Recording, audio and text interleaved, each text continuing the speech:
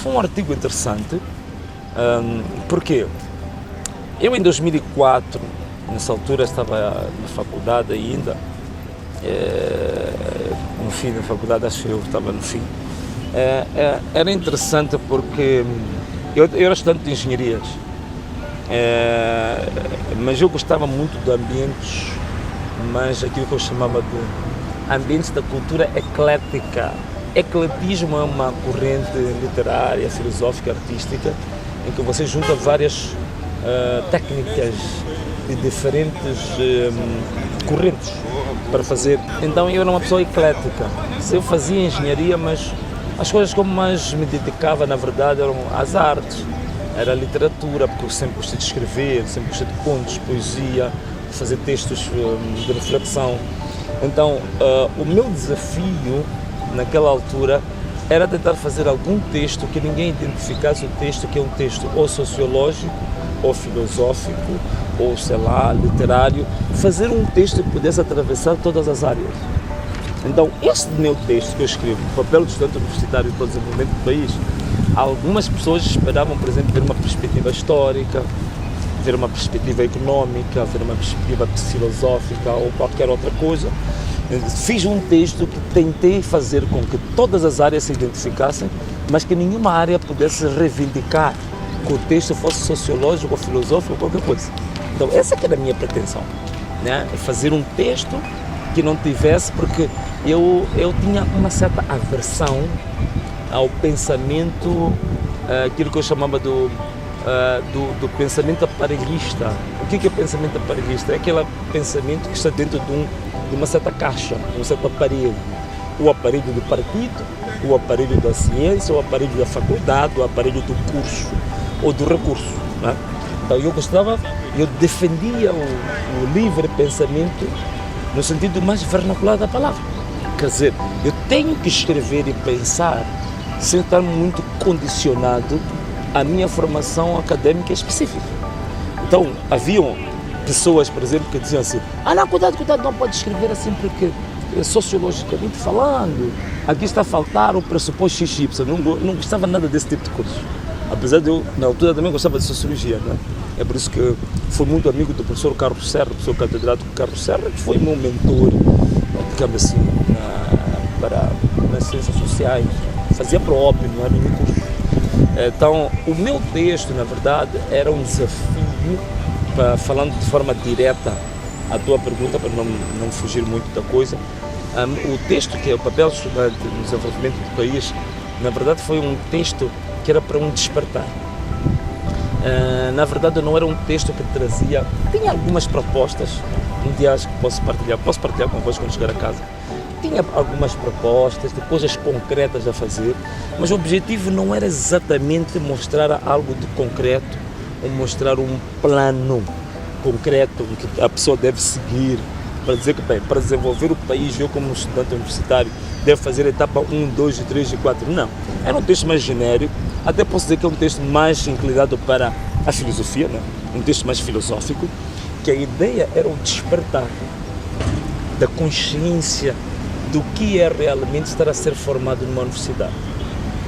Porque às vezes as pessoas também estão-se a formar na universidade, mais por causa da meta do diploma, mais por causa da meta da integração futura no mercado, mas não tem uma real percepção do que é o sentido mais original, mais genuíno do ambiente universitário. O ambiente universitário não é feito para formar pessoas para o mercado. Essa é uma das perspectivas que hoje é muito divulgada, que é uma perspectiva errada. O ambiente universitário é um ambiente que é para formar pessoas para poderem pensar livremente, para poderem investigar, para poderem aprofundar. Portanto, para dar, digamos assim, munir, não sei se diz munir, mas colocar à disposição do estudante ferramentas cognitivas, isto é, de entendimento, de pensamento, de raciocínio, que permitam, perante qualquer problema social, econômico, filosófico, sociológico, com base nessas ferramentas, você poder ter uma percepção, ter uma uma perspectiva analítica das coisas. Isto é, poderes pegar elementos que estão soltos e criar um sentido ao nível da mente. Quer dizer, a universidade, na minha percepção, a universidade serve para fazer isso. A universidade serve para moldar a maneira de raciocinar e de pensar por formas de dar sentido a elementos dispersos. Portanto, pegar coisas dispersas em ideias dispersas ou num problema concreto e você conseguir, com base no raciocínio, no pensamento, conseguir dar sentido. Se você conseguir dar sentido para resolver um problema concreto na sociedade, também faça. Também é válido. Sem precisar de informação. Também tudo bem, é válido. É por isso que hoje o Elon Musk diz que já não avalia ninguém pelo diploma. Mas você sabe, Elon Musk, nesse momento, assim, é uma pessoa que podemos utilizar como um modelo daquilo que seria a mais alta investigação que se faz hoje no ramo das ciências, né? Na ciência aeroespacial, digamos, nas neurociências, né? Nas ciências neurológicas, por aí fora.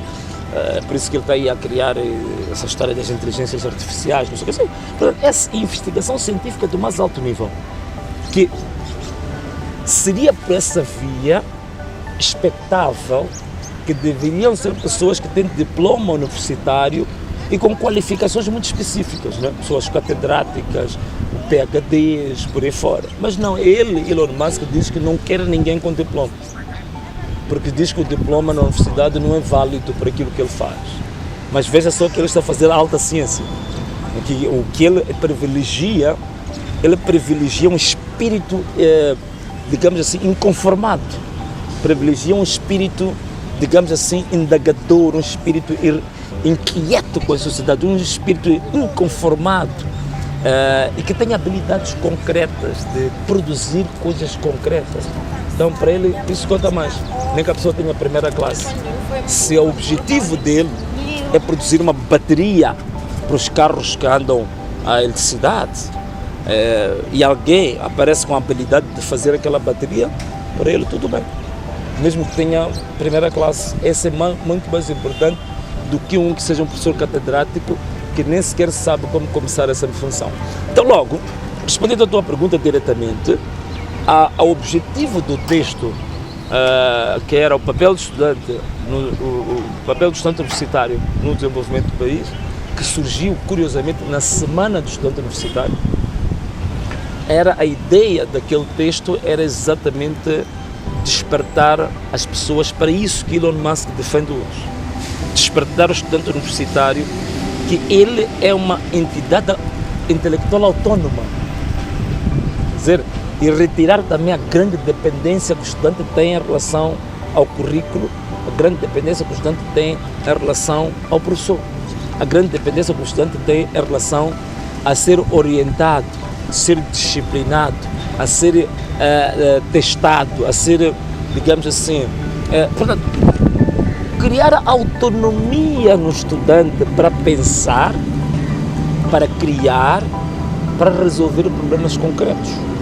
Um exemplo, a minha experiência que eu utilizei também, de estudantes que lá no bairro, que eram considerados como quase deficientes mentais, porque tinham notas horríveis na escola, valor, 0 valor, 2, quando conseguisse 3 era uma vitória. Então pegar um estudante desses e fazer com que ele chegue a ser o melhor da turma, para mim é uma questão concreta que te é colocada para tu arranjares uma solução. Então vale mais um caso desses do que a formação universitária que eu depois fui fazer até acabar a universidade. Para mim, posso dizer que o maior proveito, o maior benefício que eu dei ao país foram aquelas dezenas e dezenas de crianças que foram ao meu quintal e tiveram explicação e que mudaram sua maneira de pensar, tornaram-se gênios quando eram considerados lesmas ou deficientes intelectuais. Isso eu acho que contribui muito mais do que o diploma que depois me deram em 2004. Então, a ideia do meu texto era isso: despertar mentes inconformadas, mentes que a investigação, o saber, a pesquisa é ilimitada. Para evitar uma história que eu não sei se contei no texto, um amigo meu que eu tive na 7ª classe, que ele dizia assim: Venâncio, você toda hora está a falar de investigação, não sei o quê, modernização, inovação.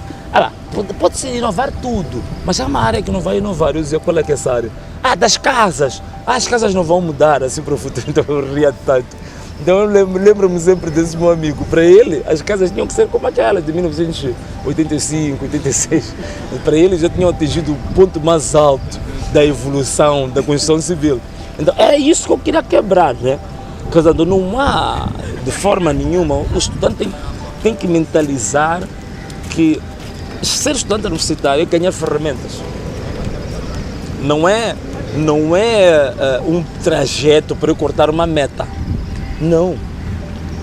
Porque basta ter o diploma, pensa que cortou a meta. Já me formei, já ouviram essa expressão, né? Já me formei. Já sou formado. Alguns até têm um grande atrevimento ainda de dizer assim: sou académico, quer dizer, porque apenas nem imaginam o que é ser académico, né? Então, outro até vai mais grave. Somos intelectuais, porque teve formação académica ou formação profissional. Então, era isso que eu queria quebrar. Então, aquele é um texto provocador que desperta as mentes, que você não tem que depender nem do governo, nem do professor, nem do papá, nem da cultura, nem da sociedade. Que é possível, com base no seu próprio pensamento, com base na sua própria dedicação, você fazer a sua própria história. Se você for a ver, as pessoas que marcaram a história da ciência, normalmente foram pessoas que sempre pensaram fora da caixa. E aquilo tudo que eles pensaram aquele ambiente social, cultural, familiar, histórico, científico, sei lá o que for, sempre foram outsiders ou foram considerados malucos. É mais ou menos aquilo que eu gosto de fazer a ponte, porque eu também sou pastor evangélico, então eu gosto de fazer sempre ponte com a Bíblia, que a Bíblia diz que o evangelho da cruz é loucura para aqueles que estão perecendo. É a mesma coisa. Se você realmente quer carregar a ciência como tua profissão, como tua paixão, fica a saber que você tem que ser entendido mais ou menos como louco para a sociedade. Então, você ser estudante universitário tem que saber que está no caminho em que tem que gostar da loucura intelectual. Porque a intelectualidade é uma espécie de uma loucura. É uma espécie de uma loucura, mas uma loucura, digamos assim, autorizada e aceitável para a sociedade. Mas é outra forma de loucura. Infelizmente, essa forma de loucura que é pensar, que é indagar, que é questionar, que é não sei o quê, já se perdeu. Então, o estudante hoje está normal, está curado. Quando o estudante devia ser um inquilínio do manicômio intelectual, ele já foi curado do manicômio e saiu. Então, ele já está normal para a sociedade. Então, essa normalidade em que o estudante está hoje é que é preocupante para mim, porque o estudante já não questiona, o estudante já não indaga, o estudante já não investiga para além do currículo, já não vai mais para além dos limites que o professor traçou. Então, isso tudo, para mim, cria estudantes universitários defeituosos. Aquilo que eu estava já a explicar. Este estudante, quando sai de lá, pode ter a formação, mas ele na sua alma está ferido. Na sua alma ele tem feridas, tem cicatrizes. Por quê? Porque ele foi fazendo coisas que na verdade não foi a inclinação natural do seu espírito, da sua alma que o levou, mas foi um certo currículo, foi um certo dogma intelectual que lhe levou a fazer a formação. E os dogmas na ciência criam feridas. É como se você fosse obrigado a ir produzir algodão como escravo. Isso fere a alma. Mas se você for produzir algodão porque você pura e simplesmente gosta de tirar o algodão na planta, o tirar o algodão até é uma terapia. Isso até te cura, até te ajuda. Então não sei se vocês conseguem compreender qual era o objetivo do texto, era provocar este inconformismo no jovem, provocar a confiança em si próprio, que ele é uma entidade autônoma.